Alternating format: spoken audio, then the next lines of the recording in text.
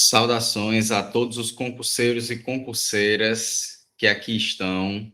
Espero que todos estejam bem, sejam todos bem-vindos ao nosso curso de revisão para o concurso da CESAP.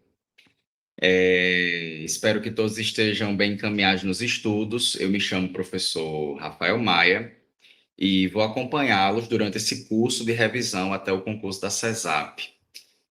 Deixarei meu e-mail juntamente com o material para os que tiverem dúvidas, para que possam tirar, e vamos seguir em frente. Vamos para o que importa. Aqui eu trouxe 22 questões para o nosso primeiro encontro, e o que a gente vai tentar aprender hoje? Vamos tentar entender qual é o perfil de questão que a Banca Idecam vai cobrar de vocês nesse concurso. E aí essa primeira questão, ela exemplifica muito bem isso, porque ela traz exatamente o padrão, né? Aquele que é o principal padrão que a IDECAM, que é a banca que nos interessa aqui, sempre traz. Geralmente, como é esse perfil? A questão tem um texto motivador, introdutório, tem um enunciado, que geralmente vai dar um comando para relacionar, interpretar, analisar, complementar de alguma forma, e 4 alternativas. Rafael, como é a linguagem da banca? É muito importante que a gente sempre se atenha qual é a linguagem que uma banca cobra. Porque nós temos aquelas bancas que são mais conteudistas, que vão ter uma linguagem mais direta, e nós temos aquelas bancas que são, eu vou chamar assim de mais interpretativas. Elas vão ter um nível de linguagem um pouco mais complexo, um conteúdo um tanto quanto mais simples, porém ainda com muito conteúdo. A IDECAM tem exatamente esse segundo padrão. A IDECAM traz sim um conteúdo, é importantíssimo que a gente domine, porém, uma boa parte da resolução vem de compreender de fato o que a questão está pedindo. Muitas vezes se erra a questão da IDECAM pelo nível de complexidade da linguagem que a banca exige da gente. Tá? Então, vamos resolver aqui a questão. Na questão 1, nós temos um texto motivador, como eu coloquei para vocês.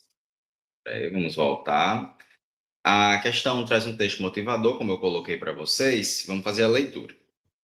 No limiar da República, letrados e políticos norte-riograndenses se preocuparam em urdir narrativas que instituíssem um lugar para o Rio Grande do Norte na elaboração da memória nacional.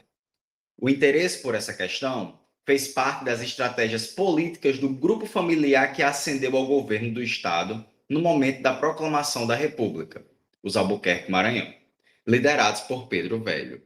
Detalhe, né, que Pedro Velho tem um papel importantíssimo para a consolidação da República aqui no Estado. Ele foi o fundador do Partido Republicano do Estado, ele funda o jornal do Partido Republicano, ele passa a disseminar ideias, fazer reuniões em grupos com pessoas que tinham interesses em comum, né, seus correligionários. Porém, vamos para o enunciado. Interprete a motivação central dos letrados e políticos norte-riograndenses no período da proclamação da República, conforme expresso no texto, relacionando-a com o contexto político da ascensão dos Albuquerque Maranhão ao poder. Então, a questão aqui está pedindo que a gente tenha em mente a motivação que os letrados e políticos tinham ali na proclamação da República e associar esse interesse à ascensão dos Albuquerque Maranhão. A principal intenção era promover uma ruptura radical com o passado monárquico, desvinculando a história do Rio Grande do Norte da narrativa nacional pré-existente.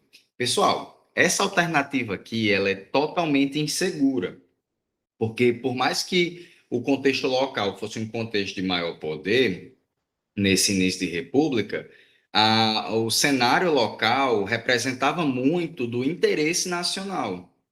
Então, não tinha como se desvincular tanto isso, né? A ideia era, sim, promover uma ruptura com a monarquia, mas não tinha como desvincular de uma narrativa nacional.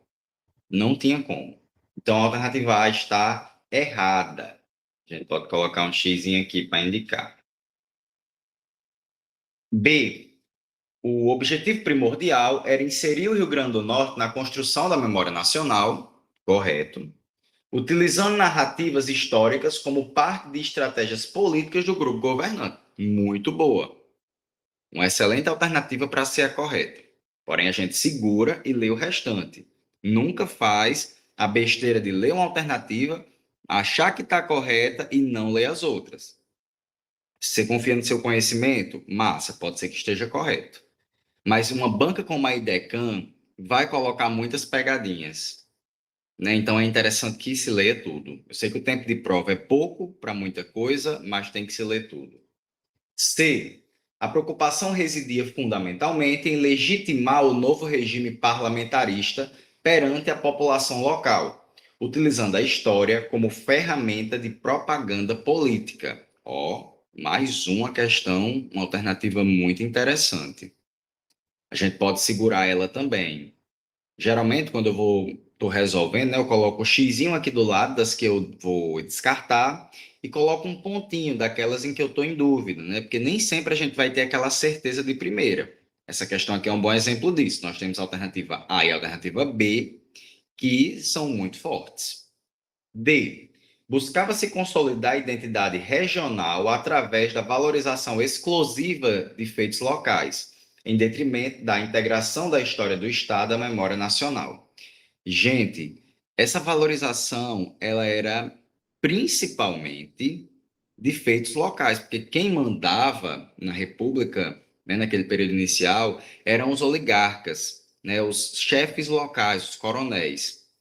Porém, não era exclusiva. A gente tem que tomar cuidado com esse tipo de palavra que generaliza demais ou que afunila, que direciona demais, como exclusiva, totalmente, todos, nenhum.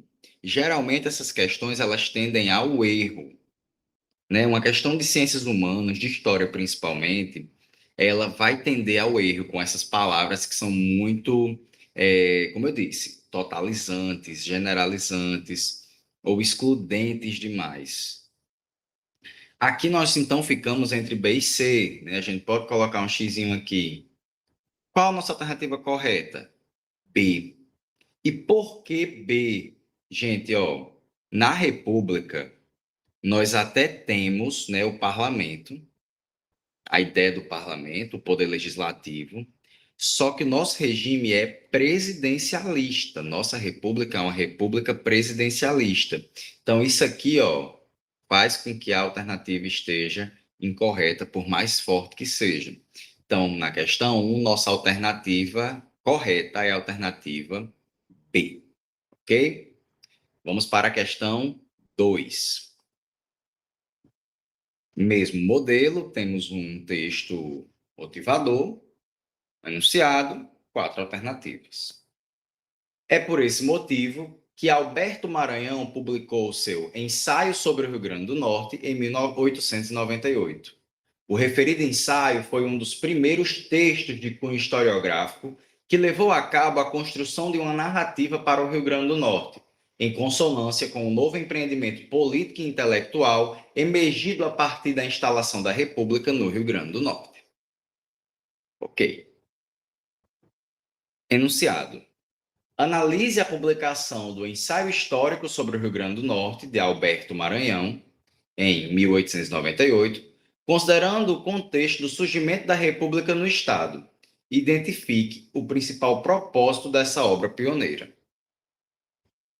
A. O ensaio visava primordialmente a crítica ao regime monárquico anterior.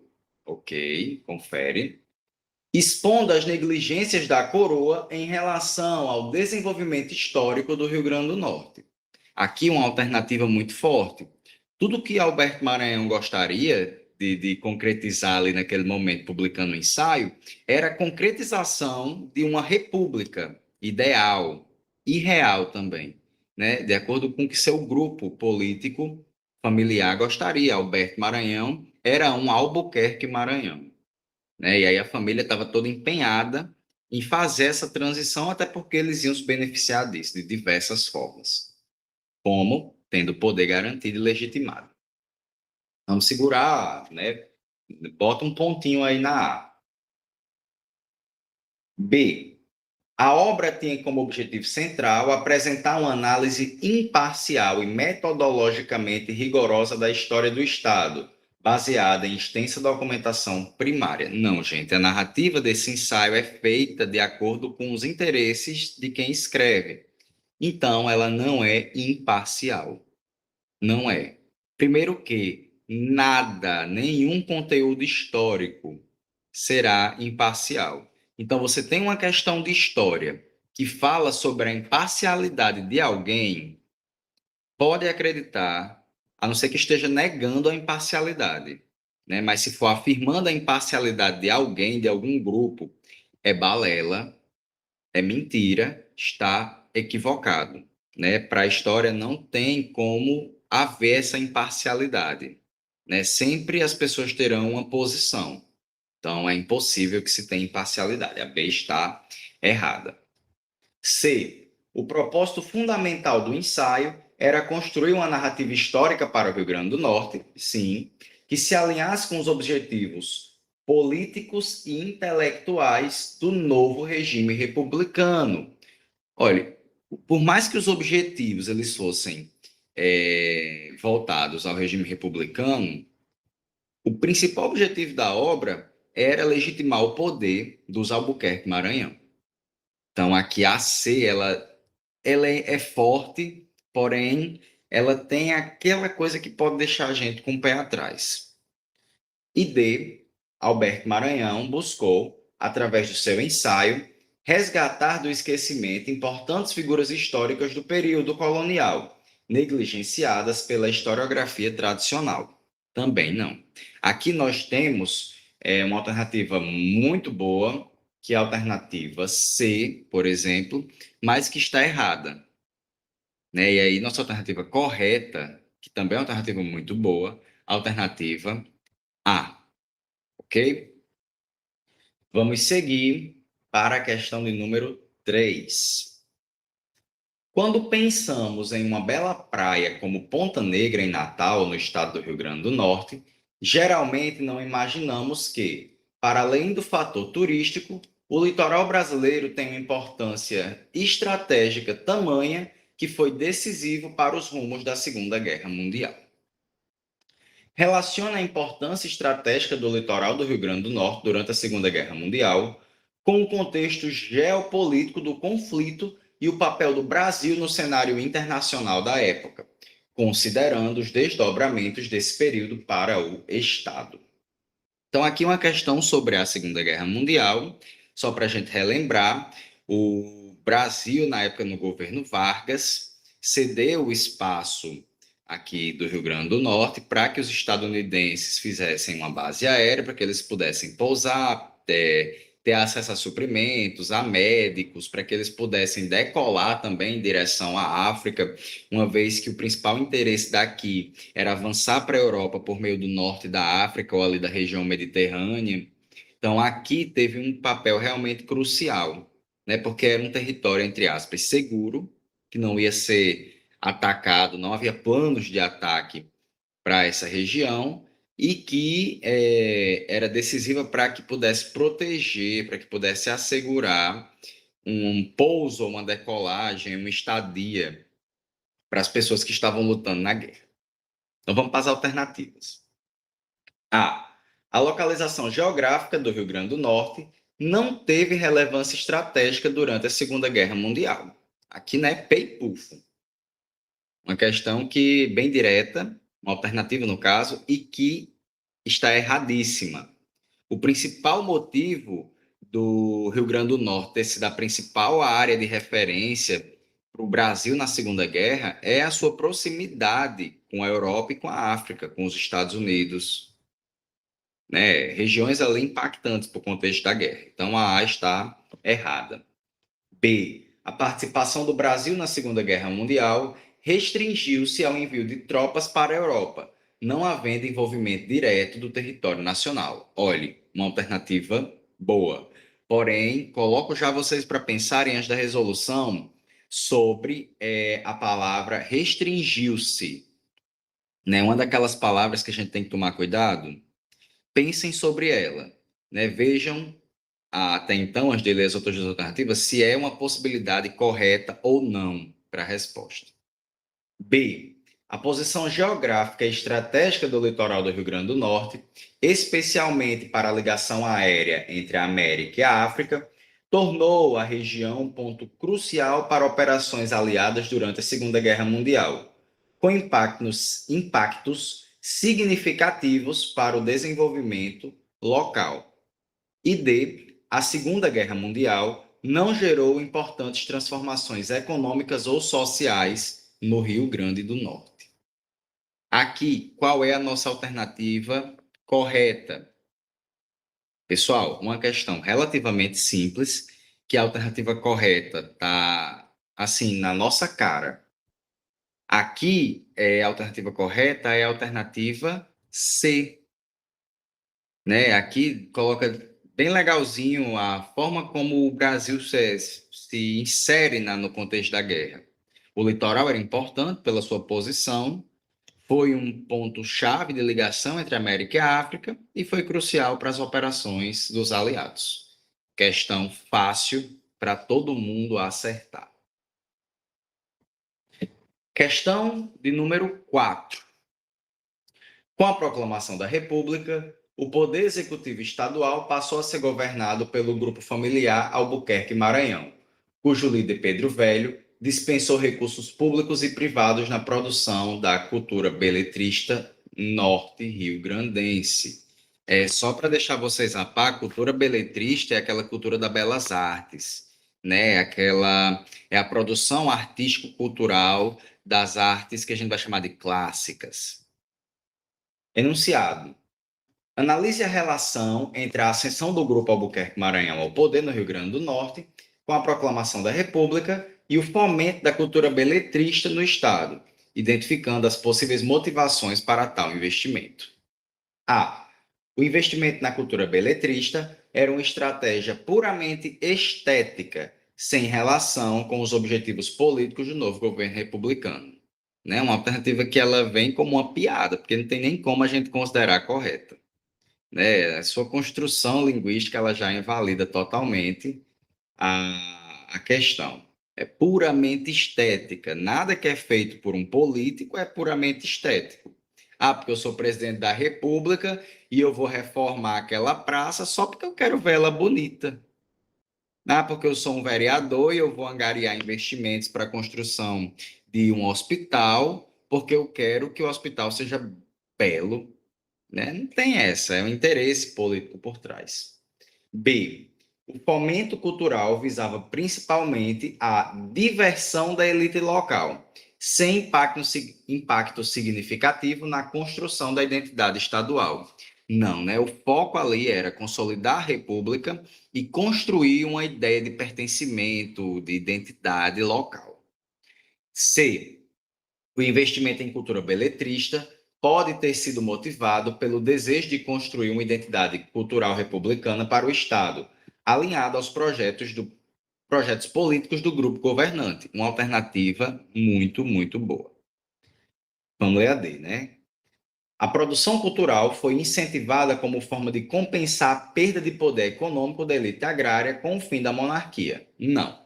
Né? Na verdade, a elite agrária permaneceu insatisfeita porque o Estado não fez nada em detrimento do fim da monarquia com essa elite agrária. Muito pelo contrário, tentou inserir, assim, de uma forma muito sutil, mas que essa elite agrária ficou descontente porque a mesma elite agrária também era a elite escravocrata. Então, né, o Estado não fez nada sobre a questão escravista e essa elite escravocrata barra agrária ficou insatisfeita. Aqui uma questão relativamente fácil também, alternativa correta, alternativa C. E aí vamos adiante. Questão 5. Os fundadores do Grêmio Polimático publicaram obras e artigos que pensavam o Rio Grande do Norte e o povo norte-riograndense como objeto de estudo, abrangendo o Estado como um todo, tanto do ponto de vista do seu universo sociocultural, como em relação à dimensão da cultura material. Enunciado.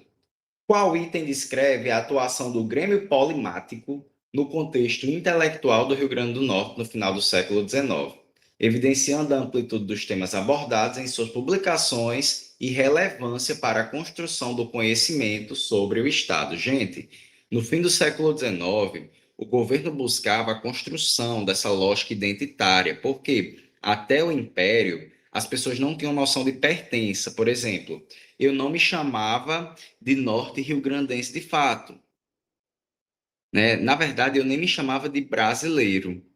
E a ideia era se construir essa noção, né? Não se chamava de brasileiro, era a menor das hipóteses. Quando chamava era de norte rio-grandense, mas não se tinha a ideia de pertencimento. E para as lideranças era importante a construção disso, né? Então, o Grêmio, os jornais, as associações intelectuais, os institutos históricos e geográficos estavam aí para tentar moldar essa identidade, esse pertencimento. Vamos para as alternativas. A. O Grêmio Polimático limitava-se à publicação de textos literários sem abordar questões sociais, políticas ou históricas relevantes para o Estado. Olha a palavra sem, né, negando diversas coisas. Cuidado também. A alternativa A está equivocada.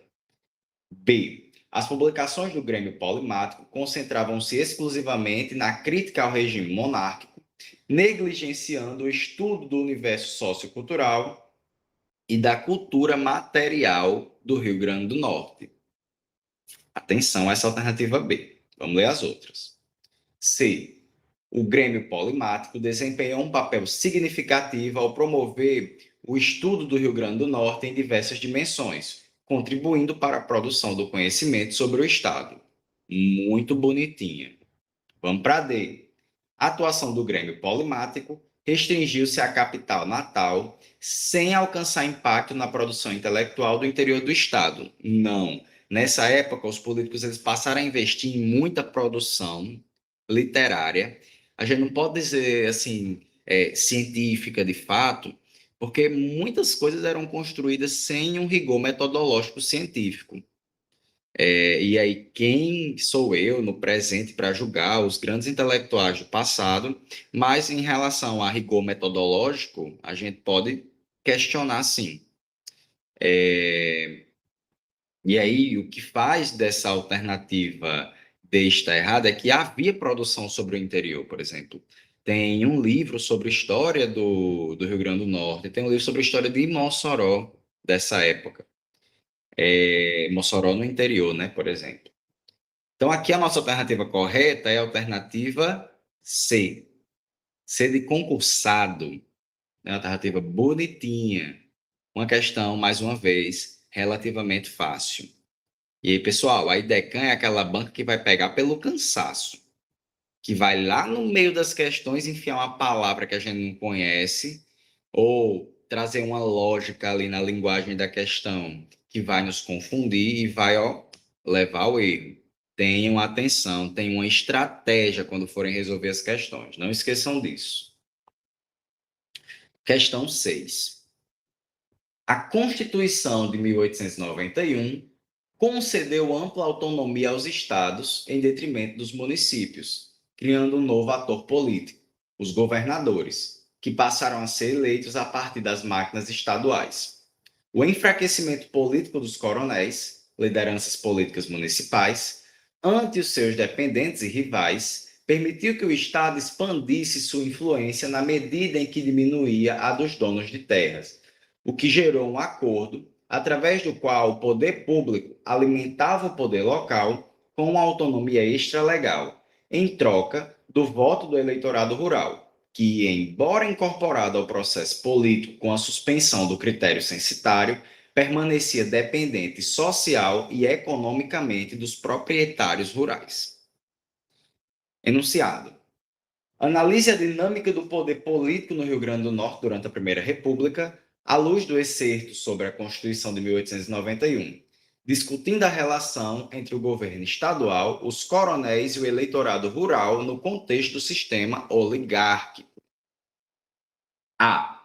A Constituição de 1891 fortaleceu o poder dos municípios em detrimento dos estados, descentralizando o poder político na Primeira República. B. O sistema oligárquico no Rio Grande do Norte caracterizou-se pela completa ausência de influência dos coronéis. Aqui a gente já anula totalmente. Quem mandava no sistema oligárquico, nacionalmente falando, era a figura dos coronéis. Então a B aqui já está equivocada. Vamos só continuar a leitura, né? Sobre o eleitorado rural após a promulgação da Constituição de 1891. Então aqui uma alternativa equivocada. C. A autonomia estadual concedida pela Constituição de 1891, permitiu a consolidação do poder dos governadores, que estabeleceram um sistema de troca de favores com os coronéis em troca do controle do voto, perpetuando o domínio oligárquico. Uma alternativa muito boa. A ideia aqui é que se criou a política dos governadores, em que um cedia favores, serviços, um ao outro, o coronel e o governador, para que um se mantivesse no poder no cenário local da cidade e o outro no cenário estadual. Então, havia ali uma conciliação de interesses. D. A suspensão do critério censitário nas eleições da Primeira República garantiu a plena participação política de toda a população rural, rompendo com o sistema de dependência em relação aos proprietários de terra. Não, o critério censitário foi abolido, mas adota-se um critério de alfabetização. Então, só podia votar, exercer o direito eleitoral, quem tivesse letramento. Quem não fosse letrado, quem não soubesse escrever ao menos o próprio nome, não poderia exercer esse direito. Então, aqui não havia participação da população rural. Por quê? Porque a educação ela só vem a ser pública após a Era Vargas, ali em 34. Então, até esse momento aqui, a população rural não tinha condições de ter acesso à educação, porque não tinha educação, ou era religiosa, que era privada, ou era pública, que era uma raridade, só estava nas capitais e com diversos empecilhos, não era acessível. Não se dá econômico, mas de fato não era acessível e era uma ferramenta de controle social. Então, aqui nossa alternativa correta, corretíssima, bonitinha, é a alternativa C. Vamos seguir. Questão 7. O valoroso potiguar ao qual Alberto Maranhão referia-se é o índio Felipe Camarão. Nesse artigo, o objetivo do autor não era listar os grandes feitos e ou ação do valoroso potiguar nas lutas contra os holandeses. Seu escopo era escrever uma biografia do índio Poti, ou melhor, um aspecto de sua narrativa de vida, qual seja o local do nascimento, para que os historiadores do futuro a ressaltassem na história especial do Rio Grande do Norte. Analise a abordagem de Alberto Maranhão em relação à figura de Felipe Camarão em seu ensaio, identificando o aspecto específico da vida do líder indígena que o autor buscou enfatizar e a razão por trás dessa escolha. A. Alberto Maranhão focou nos feitos militares de Felipe Camarão contra os holandeses, buscando exaltar a bravura indígena na defesa do território. B. O autor priorizou a trajetória religiosa de Felipe Camarão, ressaltando sua conversão ao cristianismo como um marco para a história do Rio Grande do Norte. C. Alberto Maranhão concentrou-se na questão do local de nascimento de Felipe Camarão, com o objetivo de destacar a relevância do líder indígena para a história do Rio Grande do Norte e para a memória nacional. E D. O ensaio de Alberto Maranhão buscou desmistificar a figura de Felipe Camarão, apresentando-o como uma liderança local com atuação limitada no contexto das lutas contra os holandeses. Não, a D está errada, assim como B e A estão erradas. Aqui nossa alternativa correta é a alternativa C. A ideia foi afirmar que que Felipe Camarão é potiguar, não potiguar no sentido indígena, dos potiguaras, mas também era, mas potiguar do Rio Grande do Norte, para exaltar a sua memória como um mártir, em defesa dos interesses locais. Felipe Camarão foi uma pessoa cuja qual o pai havia feito um acordo com os portugueses, perdão. E ele, quando cresceu, foi morar em Pernambuco e foi uma das lideranças na expulsão dos holandeses da região de Pernambuco e, consequentemente, também do Rio Grande do Norte. Mas o que os Albuquerque Maranhão queria na construção dessa memória era exaltar a figura indígena como uma figura daqui, do Rio Grande do Norte, né, para construir uma memória nacional a respeito disso. Então, aqui nossa alternativa correta na questão 7 é a alternativa C. Questão 8. Ainda no início do século XVII, Ambrósio Fernandes Brandão, na obra Diálogos das Grandezas do Brasil, já apontava a situação da capitania do Rio Grande. Aspas. Não há nela engenhos mais que um, até este ano de 1618, por a terra ser mais disposta para pastos de gado, dos quais abunda em muita quantidade, até entrar na capitania da Paraíba, que está conjunta. Analise a descrição da economia da capitania do Rio Grande do Norte no início do século XVII, conforme apresentada no excerto, comparando-a com o desenvolvimento da agroindústria açucareira em outras regiões do Brasil colonial e identificando as especificidades da economia potiguar nesse período. Ou seja, o enunciado aqui está pedindo uma ruma de coisa para alternativas que são relativamente simples. Vamos ler as alternativas, vamos ver quais fazem mais sentido e aí, na necessidade, a gente faz a correlação com o enunciado, né, que é a nossa base. Mas a gente sabe o quê? A questão é sobre a economia do Rio Grande durante a capitania. Então, a gente tem uma base. Durante a colônia. A economia da capitania do Rio Grande, no início do século XVII, era predominantemente açucareira, similar de Pernambuco e Bahia. Não, a gente sabe que na colônia a economia do Rio Grande tinha como base a pecuária. B. A vocação da capitania do Rio Grande para a pecuária em detrimento da produção de açúcar demonstra uma diversificação econômica desde os primórdios da colonização. Acende o farol. Vamos segurar essa alternativa B. C. A escassez de engenhos no Rio Grande do Norte, no início do século XVII, indica um completo abandono da região pela coroa portuguesa. Completo abandono. Tem que tomar cuidado, né? Não houve esse completo abandono. Muito pelo contrário. No fim dos 1500, né, no fim do século XVI, foi que a coroa portuguesa vai acordar e precisa investir nessa capitania, né, que é quando ela é tomada de João de Barros, se torna uma capitania régia e aí passa a haver investimentos massivos na capitania para seu controle, sua colonização. D. A descrição de Ambrósio Fernandes Brandão não reflete a realidade econômica da capitania do Rio Grande no período, sendo um relato impreciso. Não. Na verdade, o relato é mais que preciso. A capitania do Rio Grande era, sim, muito pertinente na questão da pecuária. Então, a alternativa correta para a gente é a alternativa B. Ok?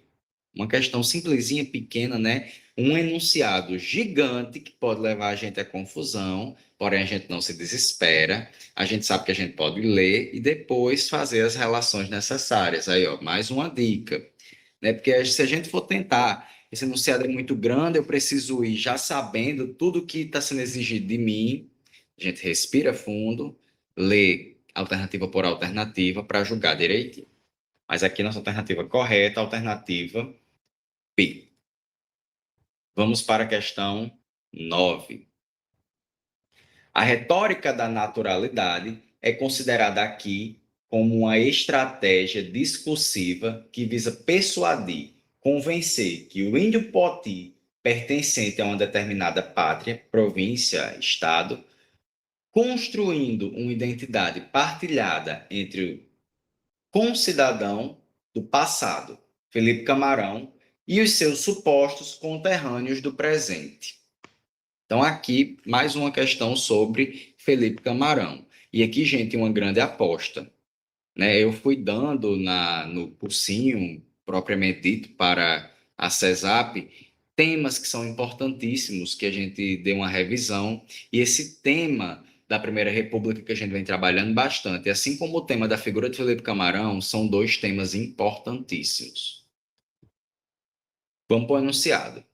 Conceitue a retórica da naturalidade, conforme apresentada no texto, relacionando-a com o debate em torno do local de nascimento de Felipe Camarão e seu papel na construção da identidade regional. A. A retórica da naturalidade refere-se a um debate acadêmico desvinculado de motivações políticas, que buscava apenas determinar com precisão o local de nascimento de figuras históricas.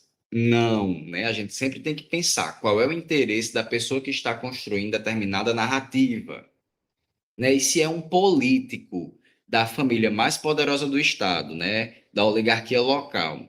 Qual é o interesse dessa família, desse político, dessa pessoa ao construir essa narrativa? A. Perdão, B.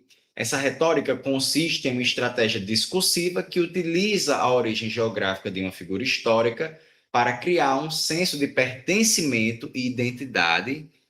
Ó, duas palavras importantíssimas, né, sobre esse tema, a respeito desse tema.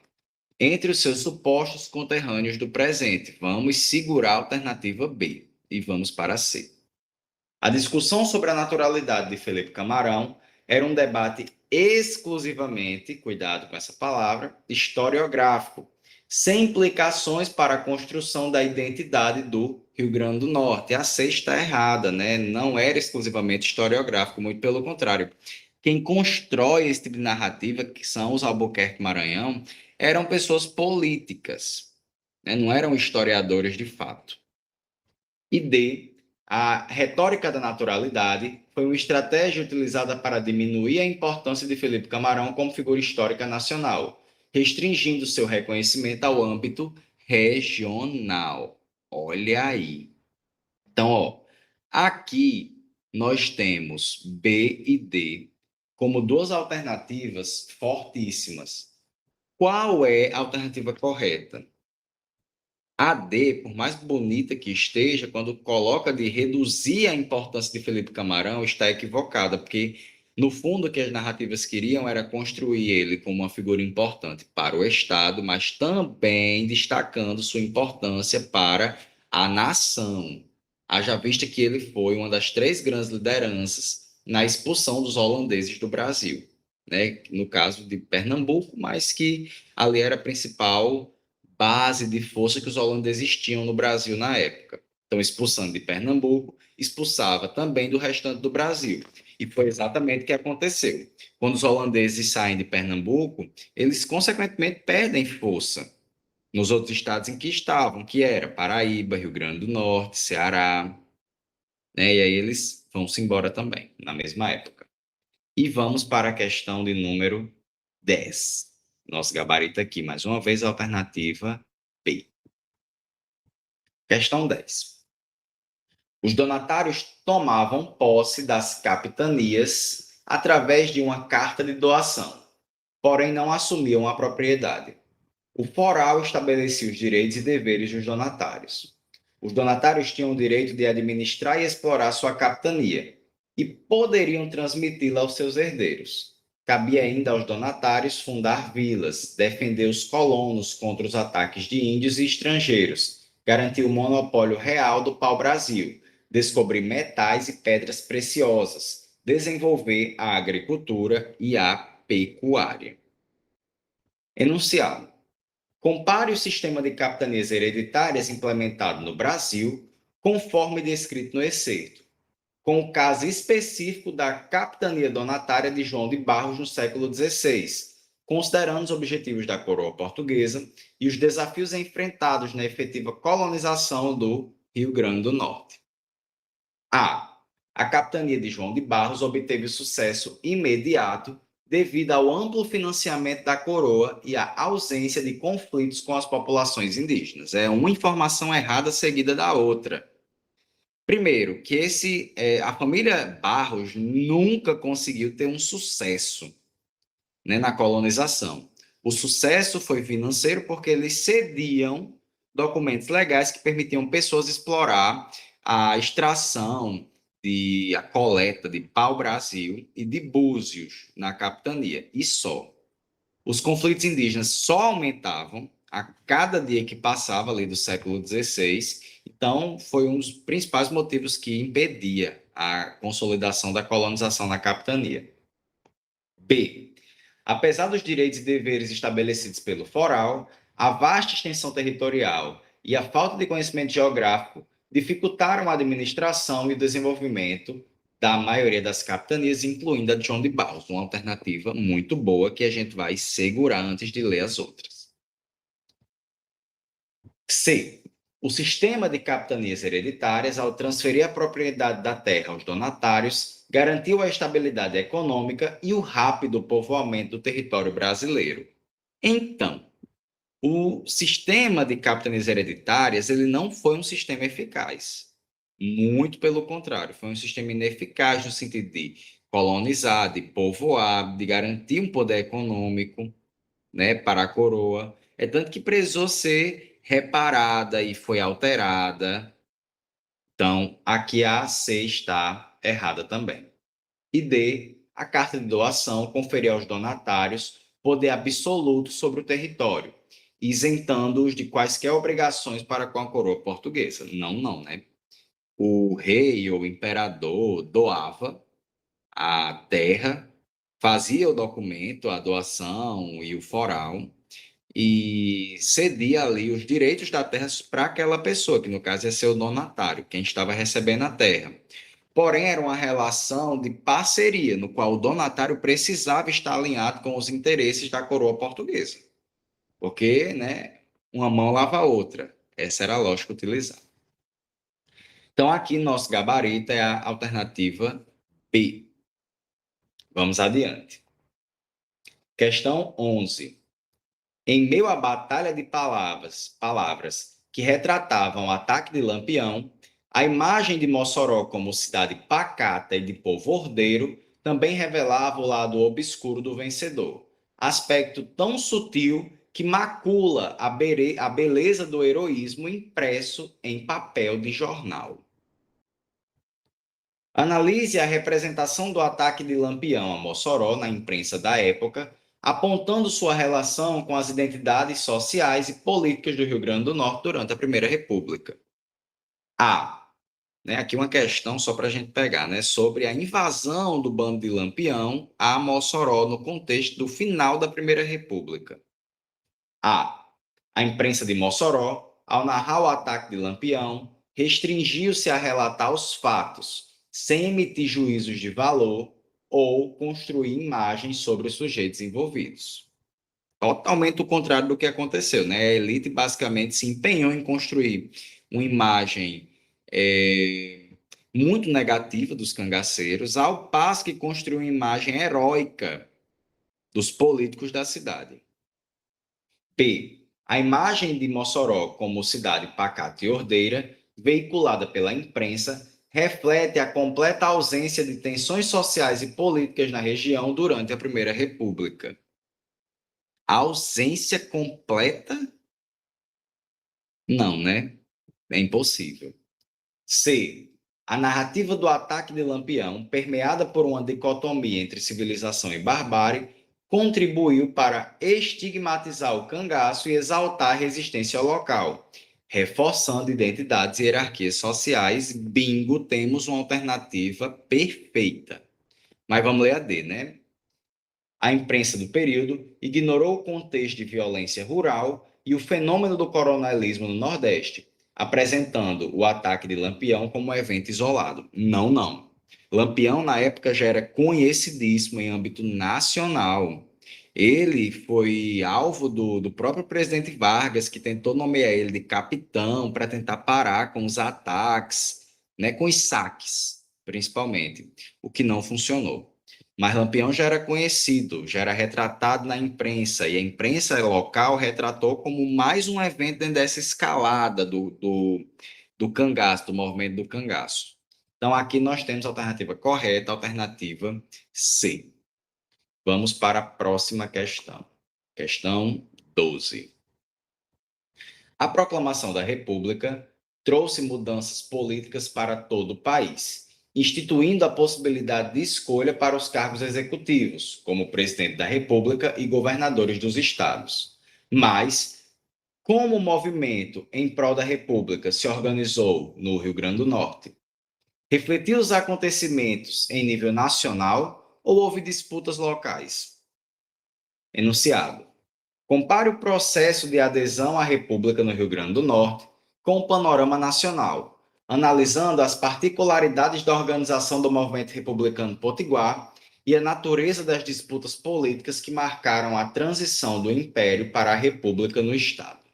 Então, aqui, transição entre os dois sistemas políticos, no Rio Grande do Norte. A adesão à República no Rio Grande do Norte foi um reflexo direto e imediato dos acontecimentos em nível nacional, sem apresentar dinâmicas ou interesses locais específicos. Não, né, gente? Estava uma conectada com outra. Os grupos locais, eles não iam se movimentar, se mobilizar sem que seus interesses fossem contemplados. B. O movimento republicano no Rio Grande do Norte caracterizou-se pela homogeneidade ideológica e pela ausência de conflitos entre diferentes grupos políticos. Não, não. A gente viu, inclusive, que existiam dois grupos republicanos, né? Um na região de Natal e outro na região do Seridó, que não entravam em consenso sobre como deveria ser a atuação política no Estado no período da República, no início da República. C. O processo republicano no Rio Grande do Norte envolveu a atuação de diferentes vertentes do republicanismo e a emergência de disputas pelo poder entre grupos políticos locais, em um contexto de instabilidade inicial. Muito boa alternativa. Contempla exatamente o contexto. Mas vamos ler a D. A proclamação da República no Rio Grande do Norte não gerou significativas mudanças na estrutura de poder oligárquico pré-existente. Não, não, né? Na verdade, só fez reafirmar o poder dos coronéis e aumentar cada vez mais. Então, aqui uma questão simples, curtinha, e nossa alternativa correta é a alternativa C. Questão 13. Sabemos que o Nordeste foi a primeira região criatória. A penetração portuguesa pelos sertões nordestinos tornou a área uma fronteira pecuária. Praticamente, todo o interior nordestino prestou-se à criação de gado vacuum. Enunciado. Relaciona a expansão da atividade pecuária no Rio Grande do Norte durante o período colonial com seus impactos na economia, na sociedade e na cultura da região. A. A pecuária no Rio Grande do Norte colonial restringiu-se ao litoral, não exercendo influência significativa no interior ou na cultura local. Não, não, né, gente? Pelo contrário. A pecuária ela esteve principalmente presente no interior. Foi uma atividade econômica que foi responsável pela interiorização da colonização do Rio Grande do Norte. B. A expansão da pecuária contribuiu para a ocupação do sertão, a geração de riquezas também, o desenvolvimento de um modo de vida específico e a formação de um imaginário cultural ligado ao universo do gado, que diz muito da nossa cultura local. A alternativa B está ótima. C. A economia do Rio Grande do Norte colonial baseou-se exclusivamente na agricultura de exportação, sendo a pecuária uma atividade secundária e de subsistência. O que é uma atividade de subsistência? É aquela que é promovida para o sustento de quem a promove.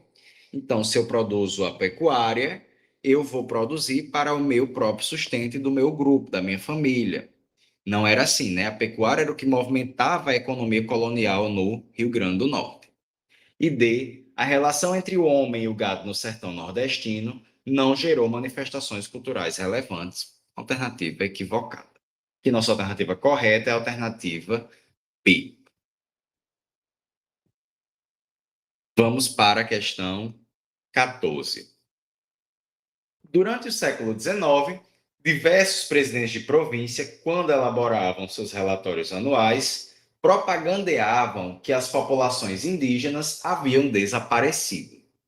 Essa invenção presente nos documentos oficiais, seguia para a capital do Império do Brasil, no Rio de Janeiro, e era partilhada por setores diversos da sociedade local.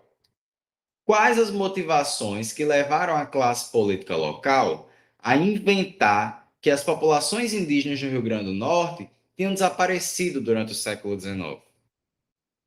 Enunciado. Analise o fenômeno do mito do desaparecimento das populações indígenas do Rio Grande do Norte durante o século XIX, discutindo as possíveis motivações políticas e sociais para essa invenção e suas consequências para a história e a memória dos povos originários do Estado. A historiografia do século XIX no Rio Grande do Norte dedicou ampla atenção à diversidade e à resistência das populações indígenas. Aquela coisa, né? Historiografia do século XIX. B. A alegação do desaparecimento das populações indígenas do século XIX baseava-se em dados demográficos precisos e refletia uma realidade incontestável. Olha a palavra, incontestável, aquilo que não se contesta. Uma palavra perigosa quando se afirma dessa forma. C. A invenção do desaparecimento indígena pode ser interpretada como uma estratégia da classe política local para negar a presença e os direitos dos povos originários, facilitando a apropriação de suas terras e a implementação de um projeto de branqueamento. Olha aí, a C está excelente. Vamos ler a D. O mito do desaparecimento não teve impacto significativo nas políticas públicas ou na percepção da sociedade sobre os indígenas no Rio Grande do Norte. Uma piada, né? Aqui nós temos a alternativa C, muito boa. Né? Vamos falar um pouco sobre esse mito do desaparecimento. No século XIX, o Brasil foi convidado pelos políticos estadunidenses para participar de uma convenção internacional. E nessa convenção, cada país convidado deveria apresentar dados sobre a realidade local. E aí, né, sobre a natureza, sobre a população, sobre a cultura, sobre os índices econômicos e etc. O Estado brasileiro se empenhou, ali na década de 70, 1872, a fazer um censo demográfico. E nesse censo, a categoria indígena havia desaparecido. Eles substituíram a categoria indígena pela categoria selvagens e pararam de contar de forma minimamente precisa os habitantes por estado dessas etnias indígenas, dessas nações indígenas. Por isso o método do desaparecimento.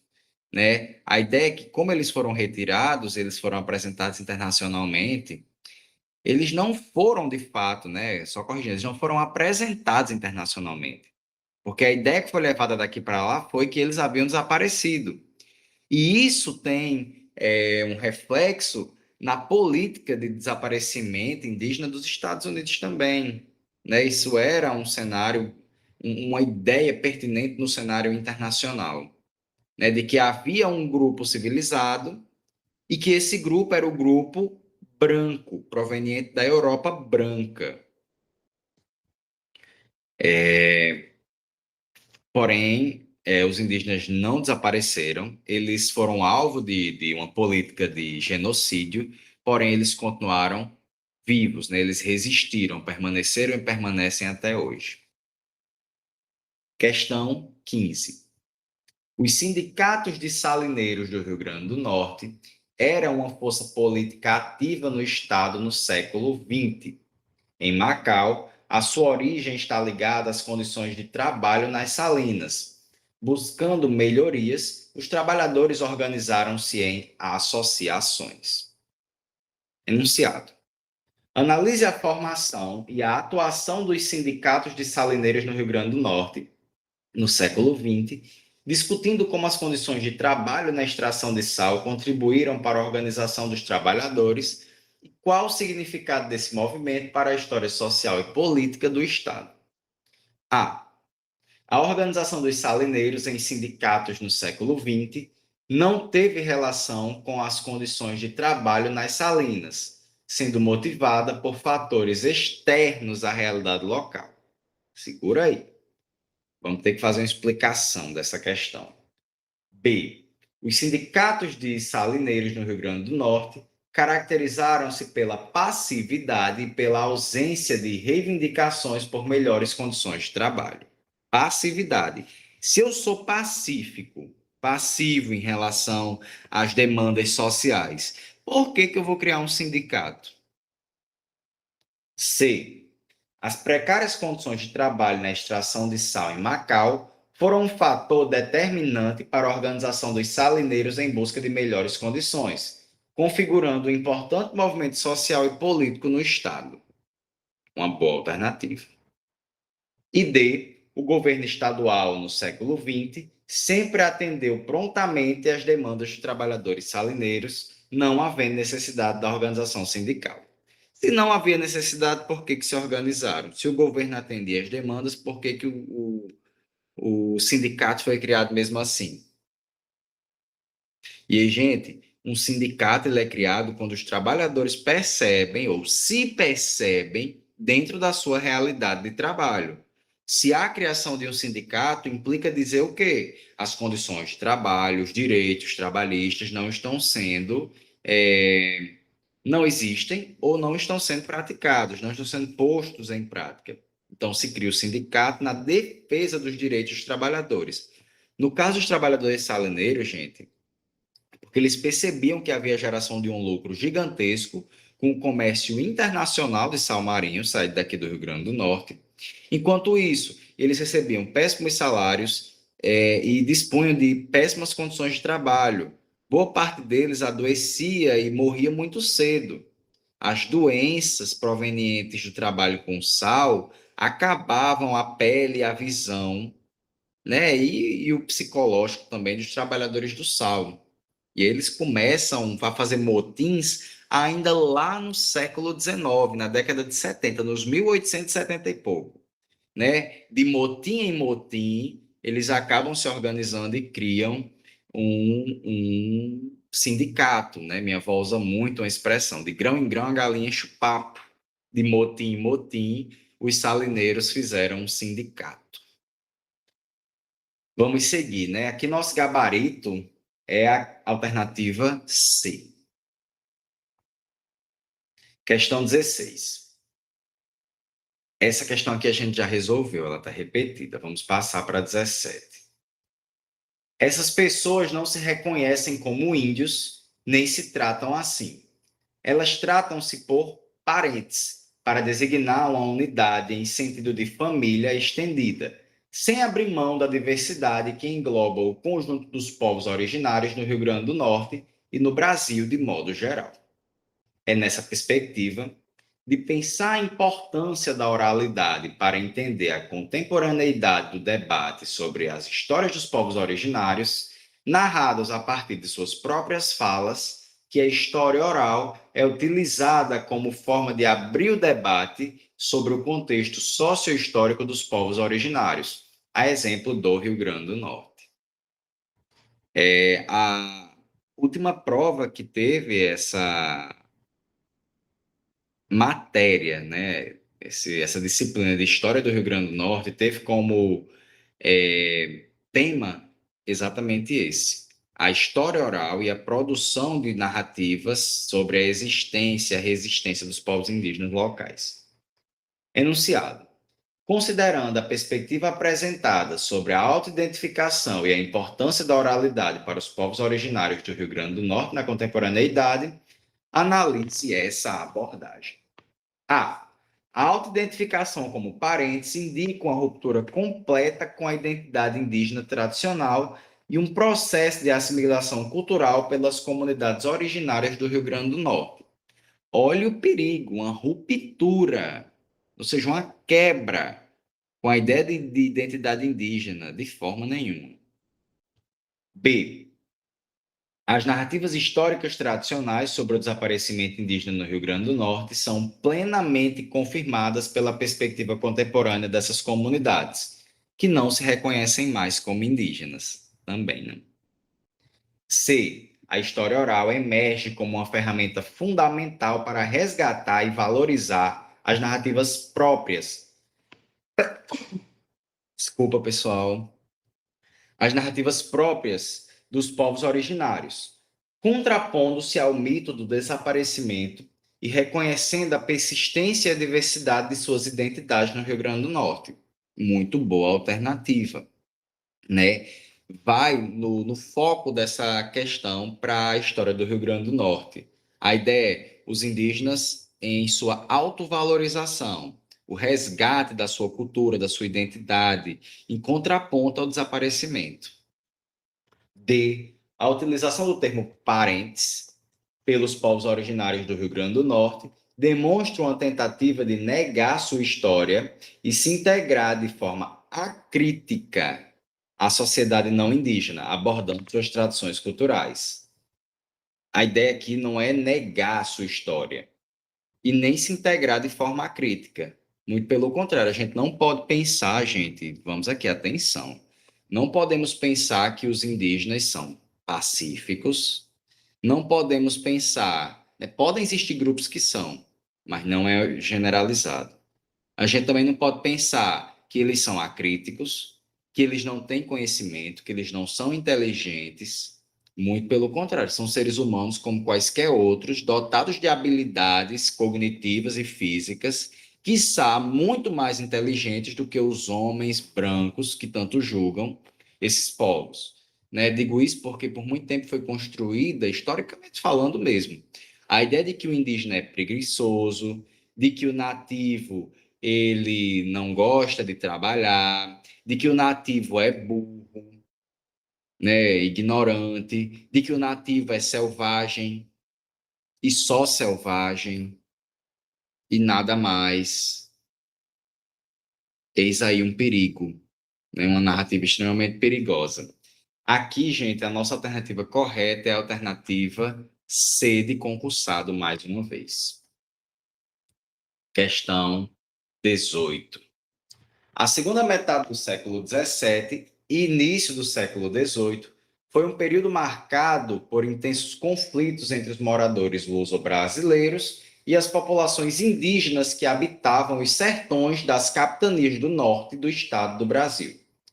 Esses conflitos foram ocasionados, sobretudo, pelo avanço da atividade pecuária em direção ao oeste, onde se situavam os territórios de diversas nações indígenas, identificadas genericamente pelos moradores da América Lusa como tapuias.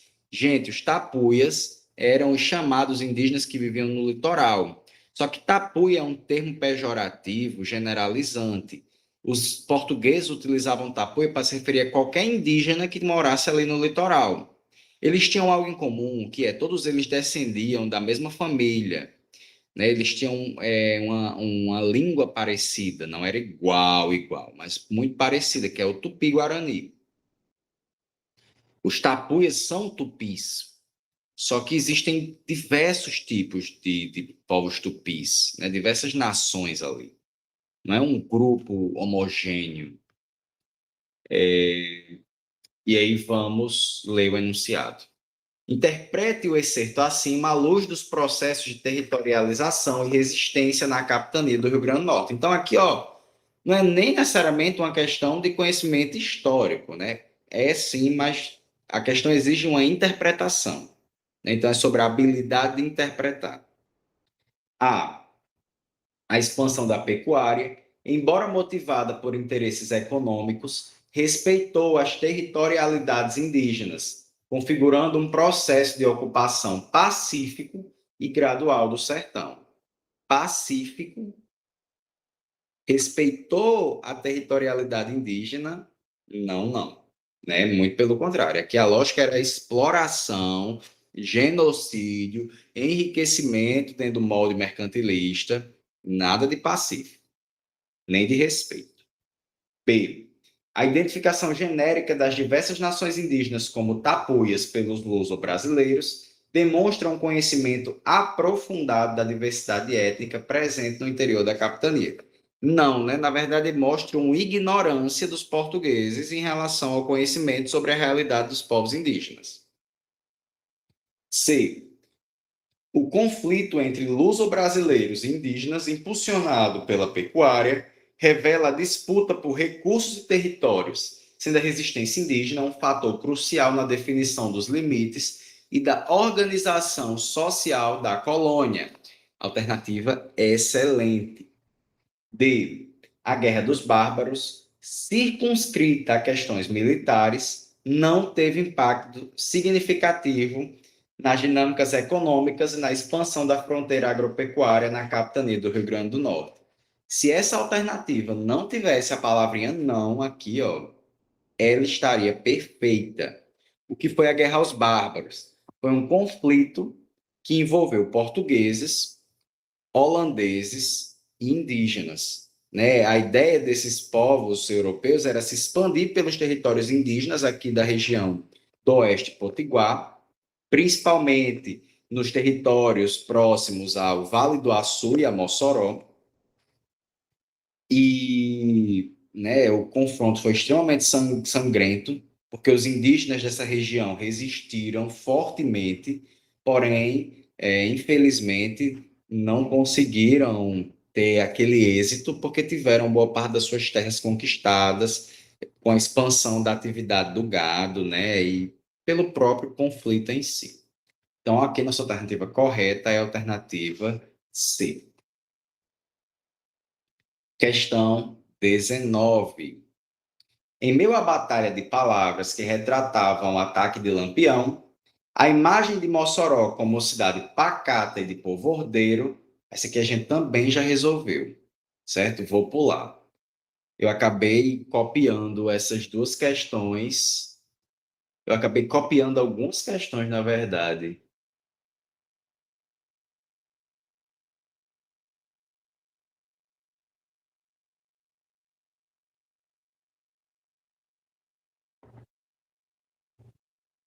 Foi. Acabei fazendo a cópia de algumas questões, peço desculpas, porém, a gente vai encerrar a nossa aula aqui. Eu havia trazido 22 questões, vou ficar devendo algumas, mas fica para o próximo encontro. No próximo encontro, a gente vai discorrer sobre a questão da diversidade do modelo padrão da Banco Decam.